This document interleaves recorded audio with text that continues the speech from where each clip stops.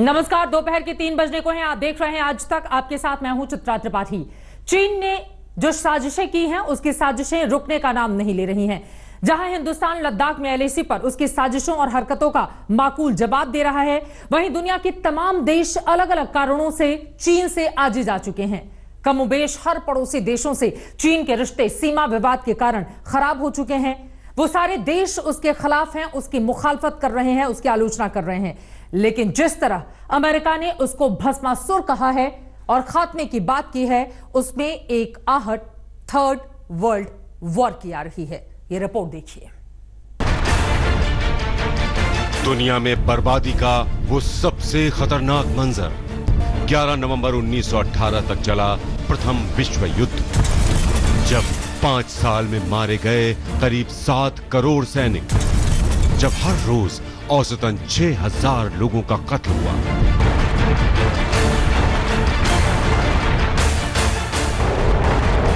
दुनिया की बर्बादी का वो खतरनाक विस्तार 1 सितंबर 1939 से 2 सितंबर 1945 तक दूसरा विश्व युद्ध।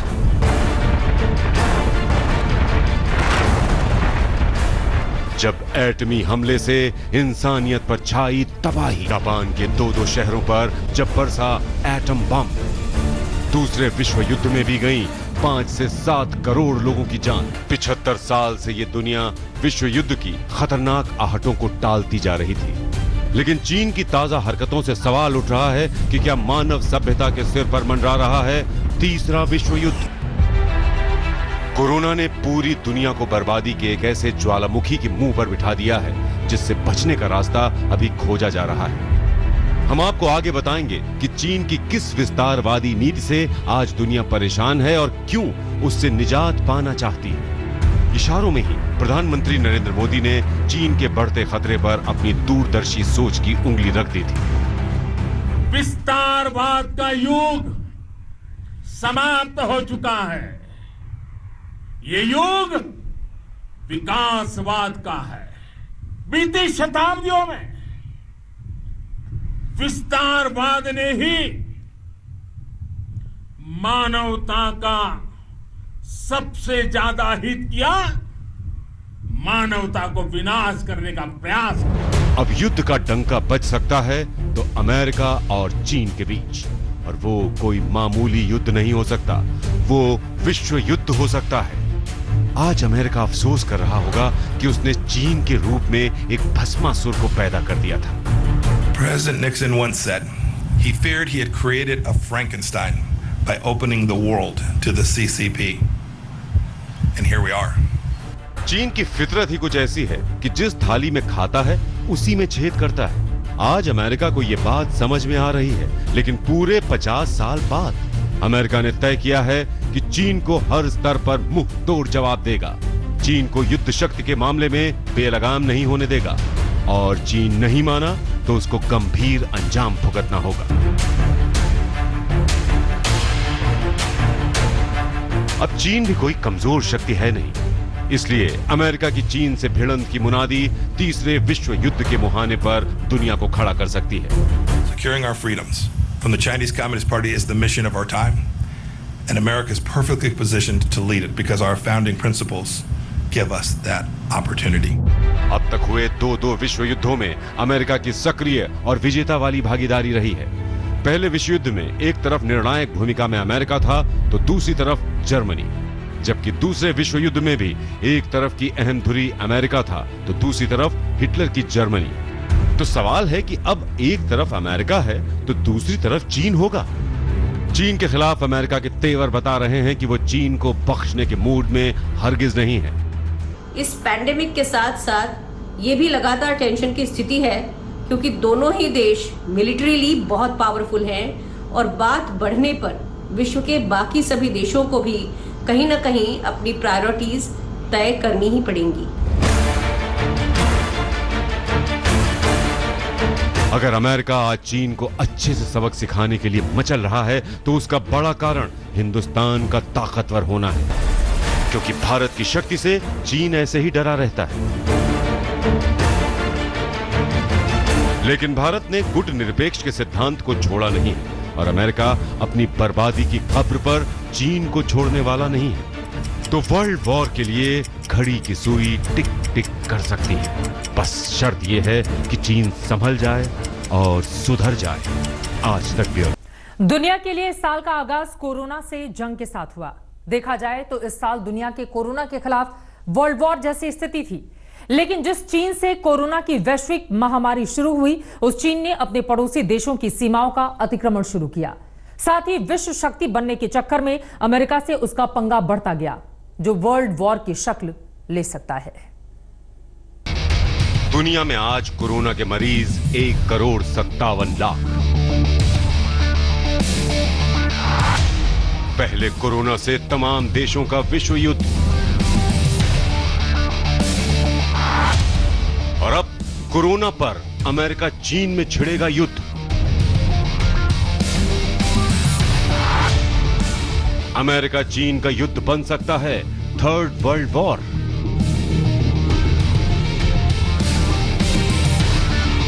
आइए और समझते हैं कि अमेरिका और चीन का विवाद कैसे है, और चीन की चाल ने अमेरिका के गुस्से को युद्ध के मुहाने पर खड़ा कर दिया है। इसकी एक झलक तो दक्षिणी चीन सागर में अमेरिका के सैनिक दबदबे से मिलती है, और इन सबसे ऊपर अमेरिकी राष्ट्रपति डोनाल्ड ट्रंप तो कोरोना के शुरू होने के समय से ही चीन से खार खाए बैठे हैं। I think they've done a very sad job in the last period of time. And again, the United States pays them $450 million a year. China pays them $38 million a year. And they're a puppet of China. और अब America के जर्रे जर्रे से ये आवाज उठने लगी है कि दुनिया को तबाही की तरफ ले जाने वाले चीन को मुंहतोड़ जवाब दिया जाए। अमेरिका की सीनेट चाहती है कि चीन पर कार्रवाई हो। अमेरिका के विदेश मंत्री चाहते हैं कि चीन अपना रास्ता बदले। अमेरिका का कानून मंत्रालय चाहता है कि चीन कायदे कानून का पालन करे। और सबसे बढ़कर अमेरिका के राष्ट्रपति डोनाल्ड ट्रंप चाहते हैं कि चीन को उसकी करनी के लिए कड़ा सबक सिखाया जाए। इन सब के ऊपर जिस तरह से चीन ने कोरोना काल में लद्दाख के पास एलएसी के अतिक्रमण की कोशिश की, उसमें चीन की विस्तारवादी नीति से भी अमेरिका बौखलाया हुआ है। We are obviously monitoring it very closely and of what's happening along the line of actual control. And we are very pleased to see that both sides are trying to de-escalate the situation. We firmly believe no single nation can or should dominate the public commons. And we will continue to work alongside our allies and partners to support a prosperous and secure Indo-Pacific for all. ये दुनिया 2 बार world war का शिकार हो चुकी है। दूसरे विश्व युद्ध में जर्मनी की विस्तारवादी महत्वाकांक्षा ने दुनिया को तबाह किया। 21वीं सदी की दुनिया में विस्तारवाद का ये रोग चीन को लग गया है। दूसरी तरफ अमेरिका है जो खुद को दुनिया की सुपर पावर समझता है। कोरोना को लेकर अमेरिका और चीन में सबसे पहले तनातनी बढ़ी। WHO की भूमिका को लेकर चीन और अमेरिका में तनातनी ज्यादा बढ़ी। हांगकांग की संप्रभुता के सवाल पर अमेरिका ने चीन को घेरा। इसके जवाब में अमेरिका में अश्वेत नागरिकों की हत्या के मुद्दे को चीन ने उठा दिया। जवाब में अमेरिका ने चीन में उइगर मुस्लिम समुदाय के खिलाफ मानवाधिकार को लेकर चीन सरकार के 4 सीनियर नेताओं को अपने यहां आने पर पाबंदी लगा दी। जवाब में चीन ने भी अमेरिकी सेनेटरों के अपने यहां आने पर रोक लगा दी। दक्षिण चीन सागर में पहले भी अमेरिका और चीन आमने सामने आ चुके हैं, लेकिन अब की बार अमेरिका भिड़ंत की मुद्रा में आ गया। अमेरिका और चीन का कारोबार भी इनके बीच तनाव का कारण बना हुआ है। अमेरिका ने चीन से आने वाले 2,34,000 करोड़ रुपए के कारोबारी सामान पर 25% टैक्स लगा दिया। जवाब में चीन ने भी अमेरिकी उत्पादों पर आयात शुल्क बढ़ा दिया। साथ ही अमेरिका ने चीनी कंपनी हुआवे और ZTC कोर पर सुरक्षा के लिए खतरा बताकर पाबंदी लगा दी। और भारत से अमेरिका की गाढ़ी दोस्ती के बीच LAC पर चीनी खुराफात ने भी अमेरिका को परेशान किया। अंतर्राष्ट्रीय समुदाय में भी हर देश के सामने चीन अपना विश्वास खो बैठा है। हर देश आज एकजुट होकर चीन को बस यही संदेश और पैगाम दिया जा रहा है कि भैया चीन अपना सुधर जाओ। जिस तरह से विस्तारवादी प्रक्रियाएं कर रहे हैं, जिस तरह से हर देश के साथ वो भिड़ रहे हैं, उस चीज को देखते हुए अंतर्राष्ट्रीय समुदाय एकजुट होकर उसको आर्थिक दंड और सैंक्शंस भी दे रही है। चीन के खिलाफ दुनिया को लामबंद करने के लिए अमेरिकी विदेश मंत्री तमाम देशों के संपर्क में है। मकसद साफ है, चीन को बख्शा नहीं जाएगा। We, the freedom-loving nations of the world, must induce China to change, just as President Nixon wanted. We must induce China to change in more creative and assertive ways because Beijing's actions threaten our people and our prosperity. इतना ही नहीं, आज America जिस तरह चीन के खिलाफ खुलेआम तीखा बयान दे रहा है, वो बता रहा है कि चीन की खैर नहीं। अमेरिका ने कह दिया है कि चीन एक तानाशाह देश है। चीन से पूरी दुनिया की आजादी को खतरा है। चीन को काबू में नहीं किया गया तो आने वाली पीढ़ियों को ड्रैगन की दया पर जीना होगा। अमेरिका के इस रुख से दुनिया में खलबली है और चीन की धुकधुकी बढ़ी हुई है। जितेंद्र बहादुर सिंह के साथ मंजीत नेगी, दिल्ली आज तक।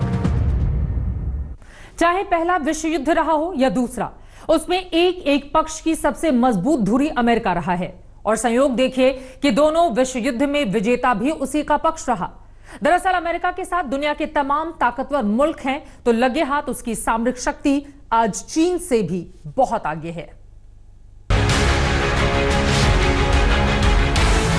हिंद महासागर की लहरों पर अमेरिका और भारत की साझी नौसैनिक शक्ति का यह इजहार बीजिंग को दिख गया होगा। परमाणु पावर से लैस अमेरिका का निमित्त सुपर कैरियर, युद्ध के उन्माद में डूबे चीन को यह चेतावनी है कि किसी को भी छेड़ोगे तो छोड़ेंगे नहीं। इंडियन नेवी के भी काफी सॉलिड स्टेल्थ प्लेटफॉर्म्स हैं वहाँ पर, फ्लीट कमांडर साहब खुद हैं, तो एक बहुत बड़ा मैसेज जाएगा कि अब आप अपनी जरा हरकतों को ध्यान में लीजिए और उस पर रोक डालिए और रूल बेस्ड ऑर्डर जो कि सारी दुनिया मानती है, आप भी उसको मानिए।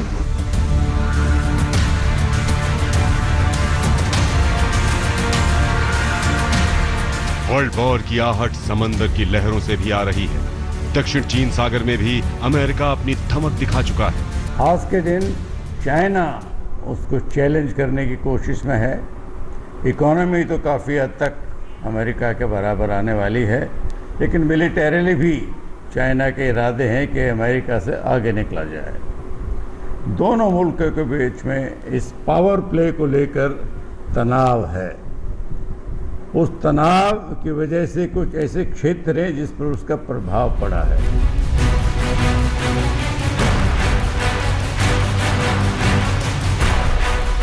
पिछहत्तर साल पहले जापान के हिरोशिमा और नागासाकी पर अमेरिका ने परमाणु बम गिराए थे।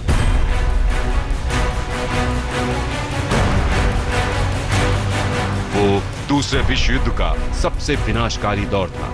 उसमें परमाणु हमले की विभीषिका से दुनिया कांप गई थी। तब से किसी भी देश ने एटम बम का इस्तेमाल कभी नहीं किया, लेकिन दुनिया के तमाम देश अपनी परमाणु शक्ति बढ़ाने की कोशिश करते रहे। अमेरिका अपना गुस्सा नहीं छुपा रहा और चीन अपनी साजिश। ऐसे में अगर वर्ल्ड वॉर जैसी नौबत आई तो कौन देश किसके साथ खड़ा हो सकता है, उसको देख लीजिए। चीन से घनघोर नाराजगी की वजह से अमेरिका, इंग्लैंड, फ्रांस, ऑस्ट्रेलिया और जापान जैसे देश एक साथ खड़े हो सकते हैं। दूसरी तरफ रूस जैसे देश की अगर अमेरिका से पुरानी तनातनी है तो चीन से सीमा विवाद जग जाहिर है, जबकि चीन के साथ पाकिस्तान के अलावा कोई देश नहीं दिखता। लेकिन अमेरिका चाहता है कि दुनिया चीन के खिलाफ निर्णायक जंग में उसके साथ खड़ी हो।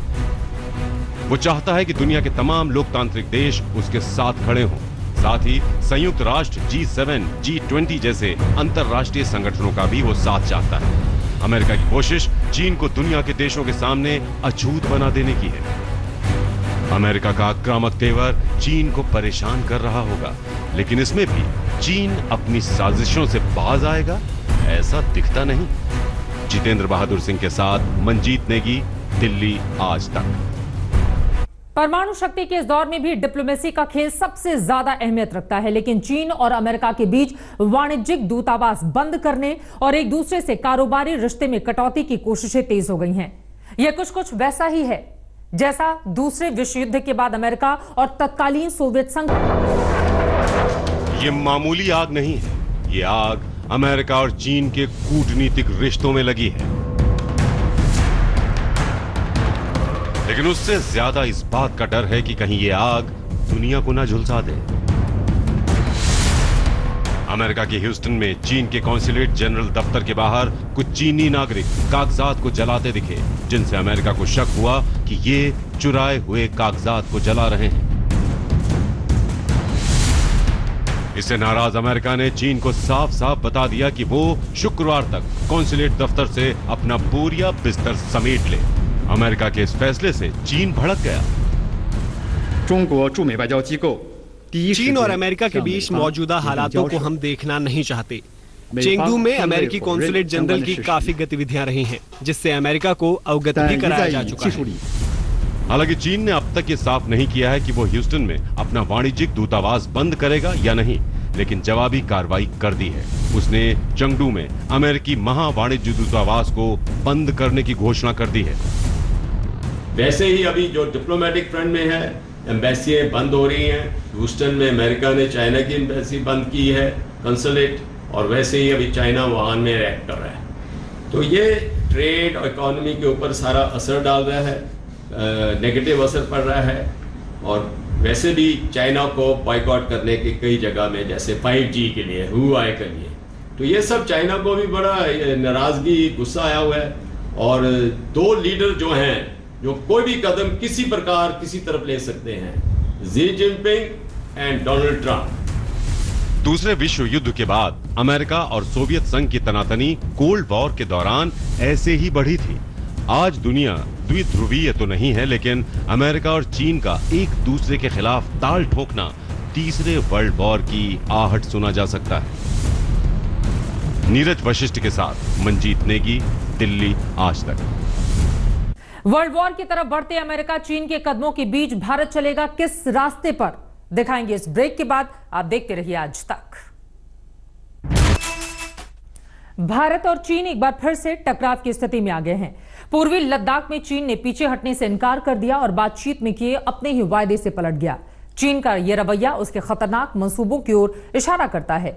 वहीं दूसरी तरफ चीन को सबक सिखाने के लिए भारत युद्ध की तैयारियों को लगातार बढ़ाता जा रहा है। इन सब के बीच अमेरिका ने एक बार फिर भारत के साथ खड़ा होने का दावा किया है।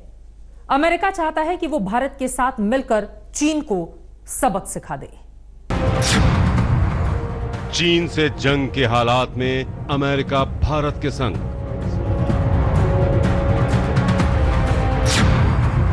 भारत का शौर्य देख शक्तिशाली अमेरिका भी दंग। चीन की धड़कनें बढ़ी जब जब मिले मोदी और ट्रंप। गलवान में झड़प के बाद अमेरिका का भारत को खुला समर्थन। भारत ने दिखाया चीन से अकेले निपटने का दमखम। भारत के विदेश मंत्री एस जयशंकर ने साफ कर दिया कि भारत न किसी गुट के साथ रहा है न आगे रहेगा। इसके बावजूद अमेरिका ने चीन के खिलाफ भारत का एक तरफा समर्थन करने का ऐलान कर दिया है। कभी ट्रंप तो कभी उनके रक्षा मंत्री ने चीन से संघर्ष में भारत के साथ होने का खुला बयान दिया है। वहीं अमेरिका के विदेश मंत्री माइक पॉम्पियो ने चीन को पूरी दुनिया के लिए बड़ा खतरा बताते हुए एक बार फिर भारत के साथ मिलकर उससे निपटने का इरादा जताया है। The recent clashes initiated by the PLA are just the latest examples of the CCP's unacceptable behavior. We were deeply saddened by the deaths of 20 Indian service members. I'm confident that with our concerted efforts, we can protect our interests. चीन के साथ गलवान घाटी में हुए संघर्ष के बाद से अमेरिका भारत के पक्ष में पहले के मुकाबले ज्यादा मजबूती से उतर आया है। इसकी मिसाल है हिंद महासागर में भारत और अमेरिका का साझा नौसैनिक युद्धाभ्यास। अमेरिका ने भारत के साथ एकजुटता दिखाने के लिए अपने बेहद शक्तिशाली विमान वाहक युद्धपोत USS निमित्ज को हिंद महासागर में भेजा। 2 दिनों तक भारत और अमेरिका के बीच जो नौसैनिक युद्धाभ्यास चला, उसके निशाने पर कोई और नहीं बल्कि चीन था। इस युद्धाभ्यास का मकसद ये देखना था कि अगर चीन के साथ युद्ध हुआ तो भारत और अमेरिका के युद्धपोत आपस में मिलकर चीन पर कितना दमदार हमला कर सकते हैं। दरअसल अमेरिका चाहता है कि चीन पर लगाम कसने के लिए भारत उसके साथ मिलकर काम करे। India is one of a few trusted, like-minded countries whose leaders I call on a regular basis for counsel and collaboration on issues that span continents. I'm grateful in particular to Minister Jaishankar for his friendship and for his sage advice. It's important. It's important that democracies like ours work together, especially as we see more clearly than ever the true scope of the challenge posed by the Chinese Communist Party. जिस वक्त भारत और America नौसैनिक युद्धाभ्यास कर रहे थे, उसी समय अमेरिकी संसद में एक संशोधन विधेयक पास किया गया। इसमें आरोप लगाया गया है कि चीन कोरोना महामारी के बीच भारत के क्षेत्र लद्दाख पर कब्जा करना चाहता था। वहीं अमेरिकी रक्षा मंत्री मार्क एस्पर ने चीन पर निशाना साधा और उसे दक्षिण एशिया में अस्थिरता फैलाने के लिए जिम्मेदार बताया। We firmly believe no single nation can or should dominate the public commons, and we will continue to work alongside our allies and partners to support a prosperous and secure Indo-Pacific for all. दूसरी तरफ भारत ने संकेत दिया है कि वो चीन के खिलाफ किसी सैन्य गठबंधन का हिस्सा नहीं बनने वाला है। भारत के विदेश मंत्री एस जयशंकर अमेरिका को नसीहत दे चुके हैं कि वो गुटों से ऊपर उठने और बहुध्रुवीय विश्व में रहना सीख ले। लेकिन इस बात से इनकार नहीं किया जा सकता है कि अमेरिका और भारत रणनीतिक साझीदार हैं और दो महाशक्तियों के साथ आने से ताकत के नशे में चूर चीन को होश में लाया जा सकता है। भारत और अमेरिका अभी डिफेंस और सिक्योरिटी में बहुत ही इंपॉर्टेंट भागीदार हैं। इसका काफ़ी महत्व है क्योंकि अभी दोनों डेमोक्रेसी, एक सबसे पुरानी डेमोक्रेसी और एक सबसे बड़ी डेमोक्रेसी है, एक चैलेंज फेस कर रहे हैं जो कि एक इररिस्पॉन्सिबल चीन का है, जो विस्तारवादी नीति में विश्वास रखता है और जिसने अलग अलग जगह पर समुद्र में और ग्राउंड के ऊपर लद्दाख में इस किस्म के एक्शन लिए हैं जो विस्तारवादी नीति को जाहिर करते हैं और टेरिटरी को उसने ऐसे गलत टाइम पर इस्तेमाल कैप्चर करने की कोशिश की है या लेने की कोशिश की है जब ये दोनों देश बीमारी से जूझ रहे हैं, महामारी से जूझ रहे हैं, तो महामारी का गलत इस्तेमाल किया है। भारत अपने आप में ही बेहद शक्तिशाली है, उसे अमेरिका की खुली सैन्य मदद की जरूरत नहीं। जानकारों के मुताबिक अमेरिका ऐसा करेगा भी नहीं और भारत को अपनी लड़ाई खुद लड़नी पड़ेगी। जहां तक भारत की बात है तो 1967 से लेकर अब तक वो अपने दम पर चीन को सबक सिखाता रहा है और अब भी सिखा सकता है। लेकिन अमेरिका की रणनीतिक, तकनीकी और खुफिया जानकारी की मदद से भारत की ताकत और बढ़ सकती है। सूत्रों के मुताबिक अमेरिका ने पूर्वी लद्दाख में भारत को चीन की तैनाती से जुड़ी हाई रेजोल्यूशन सैटेलाइट तस्वीरें मुहैया कराई हैं। इंडिया जो है, इंडिया को बड़ी सिचुएशन ऐसी है, हमारी भूमिका किस तरफ जाएगी। लद्दाख में जी जिनपिंग ने ऐसा माहौल बनाया है कि भारत को एक कदम लेना पड़ेगा कि हम अमेरिका के स्ट्रेटेजिक पार्टनर हैं और उस पार्टनरशिप को और मजबूत करना है, स्ट्रॉन्ग करना है। चीन से तनातनी की शुरुआत के बाद अमेरिकी राष्ट्रपति ट्रंप और प्रधानमंत्री मोदी के बीच भी 2 जून को फोन पर लंबी बात हुई थी। इसमें चीन के रवैये पर भी चर्चा हुई थी। पीएम मोदी ने तीसरे पक्ष की दखल से इनकार कर दिया था। फिर 15 जून को गलवान में झड़प की घटना हुई जिसमें भारत के 20 शूरवीर शहीद हो गए। चीन ने अपने नुकसान पर अब भी पर्दा डाल रखा है। इसके बाद से भारत ने चीन से आर पार की सैन्य तैयारियों को बढ़ा दिया। पूर्वी लद्दाख में दिन रात वायुसेना के विमानों ने गश्त लगाना शुरू कर दिया। वहीं अपाचे और चिनूक जैसे हेलीकॉप्टर दहाड़ने लगे।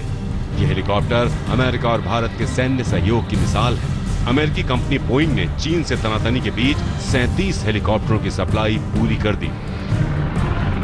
इस साल फरवरी में भारत अमेरिका के बीच $3 अरब का रक्षा समझौता भी हुआ जब ट्रंप भारत आए थे। अब अमेरिका जहां कोरोना संक्रमण को लेकर चीन से खार खाए बैठा है, वहीं भारत लद्दाख में आक्रामक चीन को सबक सिखाने में जुटा है।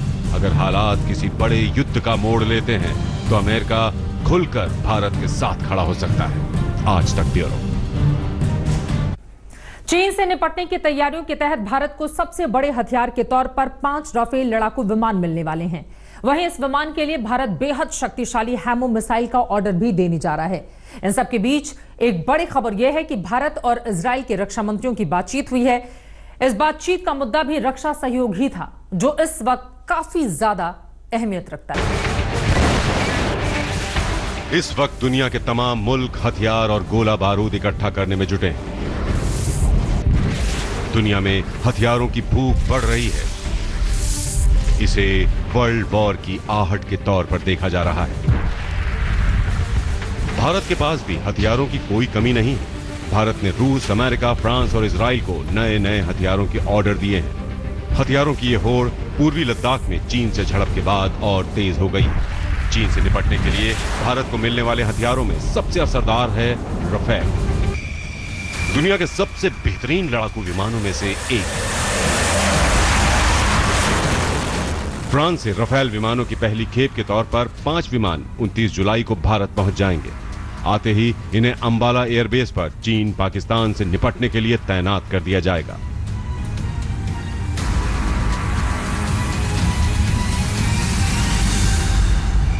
वैसे तो रफेल 2 खतरनाक मिसाइलों से लैस है, लेकिन चीन को जवाब देने के लिए भारत के रफेल में हैमर मिसाइल फिट की जाएगी। इसके लिए फ्रांस से बातचीत हुई है और इमरजेंसी ऑर्डर के तौर पर भारत को हैमर मिसाइल मिल जाएंगे। इसे फ्रांस की वायुसेना और नेवी के लिए बनाया गया था। ये आसमान से जमीन पर वार करती हैं। हैमर से 60 से 70 किलोमीटर रेंज तक किसी भी टारगेट को अचूक तरीके से तबाह किया जा सकता है। हैमर मिसाइल लद्दाख जैसे इलाकों में मजबूत से मजबूत शेल्टर और बंकरों को तबाह कर सकती है। इसके साथ ही रफेल में हवा से हवा में मार करने वाली स्कैल्प मिसाइल भी लगी है, जिसकी रेंज 500 किलोमीटर से भी ज्यादा है। इसके अलावा मिटियोर मिसाइल हवा से जमीन पर मार करती है। इसकी रेंज 150 किलोमीटर से ज्यादा है। ट्रिपल पावर से लैस रफेल चीन पाकिस्तान पर 20 साबित होगा।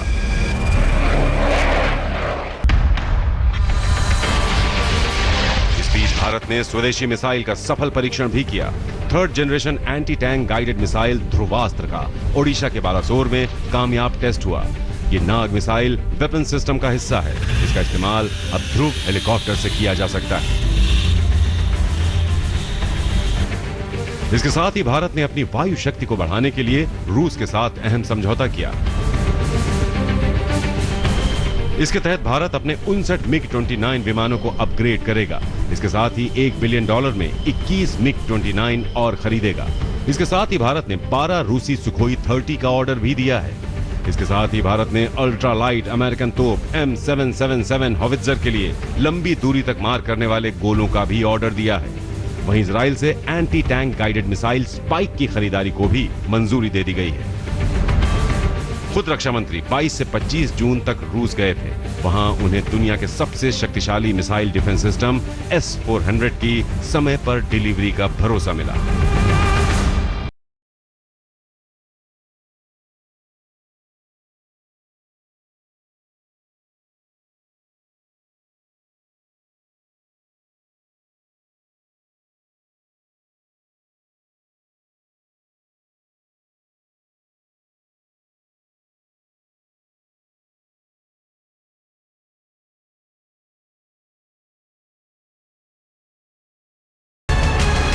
इसका रेडार 600 किलोमीटर की दूरी तक अपने टारगेट को पहचान सकता है और एक साथ 100 से लेकर 300 टारगेट्स को ट्रैक कर सकता है।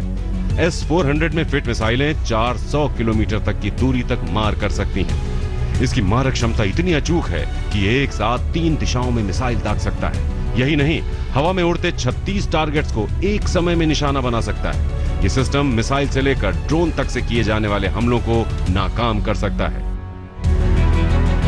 चीन के रवैये की वजह से पूरी दुनिया में चल रही हथियारों की होड़ फिलहाल थमने का नाम नहीं ले रही है। इस बीच राजनाथ सिंह ने इजराइल के रक्षा मंत्री से बात की है और ट्वीट कर इसकी जानकारी दी। करगिल युद्ध के दौरान इजराइल ने भारत की काफी मदद की थी। आज तक ब्यूरो। पूर्वी लद्दाख में पीछे हटने वाला चीन एक बार फिर गोलमोल बातें कर रहा है। कूटनीतिक स्तर पर हुई बातचीत को चीन ने सकारात्मक बताया है, लेकिन ये पूरी दुनिया जानती है कि चीन कहता कुछ और है, करता कुछ और है। भारत चीन के धोखे में अब और आने वाला कतई नहीं है।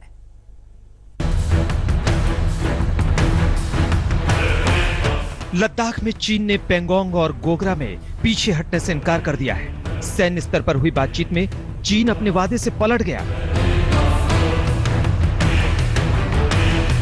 इसके बावजूद कूटनीतिक स्तर पर भारत चीन के बीच बातचीत जारी है। भारत चीन सीमा मामलों पर बातचीत और समन्वय के लिए बने वर्किंग मैकेनिज्म की 17वीं बैठक हुई। इस बैठक में भारत की ओर से विदेश मंत्रालय में पूर्व एशिया के संयुक्त सचिव नवीन श्रीवास्तव शामिल हुए। वहीं चीन की तरफ से विदेश मंत्रालय के महानिदेशक ने भाग लिया। बैठक के बाद साझा बयान में ये कहा गया। दोनों पक्ष दोनों विदेश मंत्रियों और सीमा के मामले पर विशेष प्रतिनिधियों के बीच बनी अहम सहमति के अनुसार द्विपक्षीय सैन्य और कूटनीतिक बातचीत जारी रखेंगे। बाकी बचे विवादित मुद्दों को सही ढंग से सुलझाएंगे और सीमा की स्थिति को और भी शांत करने का प्रयास करेंगे। भारत शांति के लिए चीन से बातचीत को आगे बढ़ा रहा है। दूसरी तरफ चीन ने अब भी 40,000 सैनिकों का जमावड़ा पूर्वी लद्दाख में कर रखा है। वो वादा भी करके पलट जाता है। यही वजह है कि रक्षा मंत्री ने आंखों में धूल झोंकने वाले चीन से सुरक्षा बलों को सतर्क रहने के निर्देश दिए हैं। आज तक ब्यूरो। इसी के साथ हमारी इस पेशकश में बस इतना ही, लेकिन देश और दुनिया की बाकी खबरों के लिए आप देखते रहिए आज तक। नमस्कार, मैं हूं अंजना ओम कश्यप। हमें उम्मीद है ये वीडियो आपको पसंद आया होगा। लेटेस्ट खबरों के लिए यूं ही देखते रहिए आज तक, और इस वीडियो के पसंद आने पर लाइक, शेयर एंड सब्सक्राइब करना ना भूलें।